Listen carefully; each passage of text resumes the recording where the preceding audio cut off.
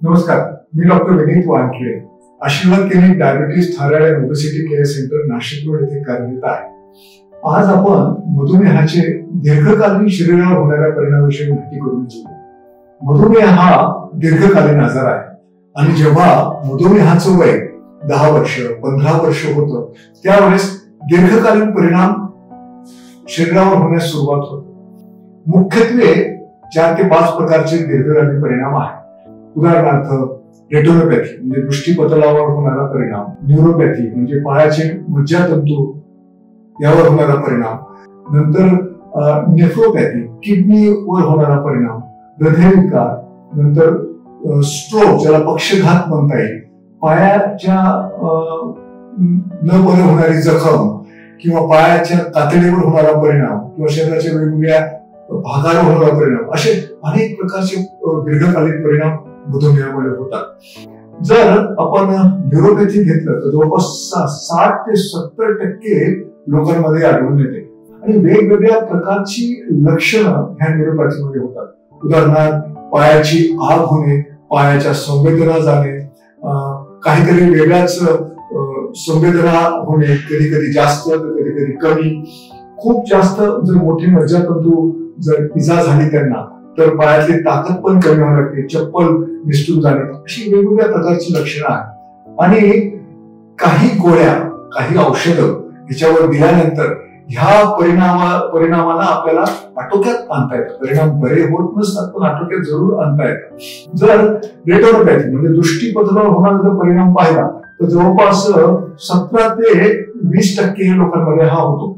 डोळ्याची दृष्टी कमी होणे, नंतर जर त्याचा काही आपण इलाजच केला नाही तर डोळ्याची दृष्टी कायम जाऊ शकते. आणि म्हणूनच एकदा तरी वर्षातून आपण रेटिनाची तपासणी करतो, त्याला आम्ही फंडोस्कोपी म्हणतो, आणि ती करायला बिलकुल आवश्यक आहे. आणि असं केल्यानं हा परिणाम लवकरच आपल्याला कळेल आणि तो आटोक्यात आणण्यास मदत होऊ शकते. नेफ्रोपॅथी म्हणजे किडनीवर होणारा परिणाम हा जवळपास 20 ते 30% लोकांमध्ये आपल्याला आढळतो आणि वेगवेगळी लक्षणे येऊ शकतात. उदाहरणार्थ युरिनमध्ये अल्बुमिन जाणे आणि नंतर किडनी जर जास्त प्रमाणात इजा पोहोचली तर अंगावर सूज येणे आणि वेगवेगळ्या प्रकारची अनेक लक्षणं आपल्याला दिसून येऊ लागतात. ह्यावर पण जर आपण वेळीच तपासणी करून जर आपल्याला हा परिणाम कळतो, काही औषधांद्वारे हा परिणाम आपल्याला पुढे ढकलता येतो किंवा बऱ्याच प्रमाणात आटोक्यात आणता येतो.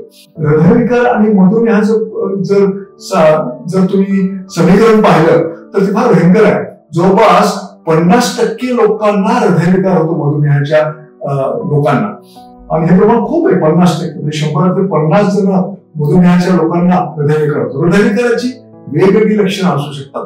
हृदयविकार म्हणजे हृदयाच्या ज्या धमन्या असतात त्या ब्लॉकेज होणं, त्याला आपण म्हणता येईल. काही प्रमाणात झाल्या तर लक्षणं वेगळी असतात. पूर्ण जर 100% झाली तर हार्ट अटॅक येतो, परंतु काही प्रमाणात झाल्यास अंजाना ज्याला म्हणतो आपण, छातीत खूप कळ येणे, मध्यभागी दुखणे, खूप घाम येणे आणि अगदी जेवून गेल्यासारखी फिलिंग येणे, ते जे दुखणं आहे ते कधी कधी पाठीत आणि डाव्या हातात, हे टिपिकल अंजाना पेक्टोरिस असेल. आणि जर आपण हृदयाची तपासणी वेळोवेळी केली, उदाहरणार्थ ECG काढणे, 2D इको केला आणि जास्त प्रमाणात असेल तर अँजिओग्राफी, तर हा पण जो परिणाम आहे तो आपल्याला आटोक्यात आणता येतो. स्ट्रोक म्हणजे पक्षघात, जवळपास 20 ते 30% लोकांना स्ट्रोक होतो. स्ट्रोक वेगवेगळ्या प्रकारचे असू शकतात. रक्तवाहिनी बंद होऊन झालेला स्ट्रोक त्याला आम्ही इश्केमिक स्ट्रोक म्हणतो, किंवा खूप ब्लड प्रेशर वाढून रक्तवाहिनी फुटून म्हणजे त्याला हिमोरेजिक स्ट्रोक म्हणतात. दोघांचे परिणाम सारखेच आहे. मेंदूला इजा होते, पॅरालायसिस होते, काही भागामध्ये एखाद्या पूर्ण डाव्या बाजूचं उजव्या बाजूचं असा भयंकर, आणि पेशंटला पूर्णपणे हा पांगळा करून टाकणारा आजार आहे. पायाच्या इजा, पायाला अनेक प्रकारच्या इजा होत असतात आणि डायबिटीस मध्ये पायाला झालेली इजा किंवा जखम भरून न येणे हे फार एक कॉमन लक्षण असं म्हणता येईल, साधारणपणे आढळून येणारं लक्षण आहे. इतकंच नव्हे तर असं म्हणतात की मधुमेहाचं जे मरण आहे ते पायातून येतं. पायाची झालेली इजा निग्लेक्ट होते, तो अल्सर जखम मोठी होते आणि फार जास्त झालं तर पाय कापण्यापर्यंत जाऊ शकतो.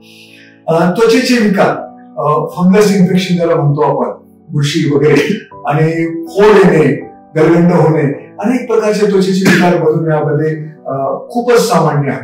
असे हे दीर्घकालीन परिणाम जर आपण वेळीच तपासण्या केल्या आणि वेळीच जर आपल्याला कळाले की हे परिणाम आपल्या शरीरावर होत आहे तर बऱ्यापैकी ह्या परिणामावर आपल्याला त्याला कंट्रोल करता येऊ शकतं आणि ते परिणाम पासून आपल्या शरीराचं होणारं नुकसान टाळता येऊ शकतं. म्हणून माझी आपल्या सगळ्यांना विनंती आहे की जसं जसं मधुमेहाचं वय वाढतं तसं तसं काही महिन्यातून काही वर्षातून ह्या तपासण्या अवश्य कराव्या.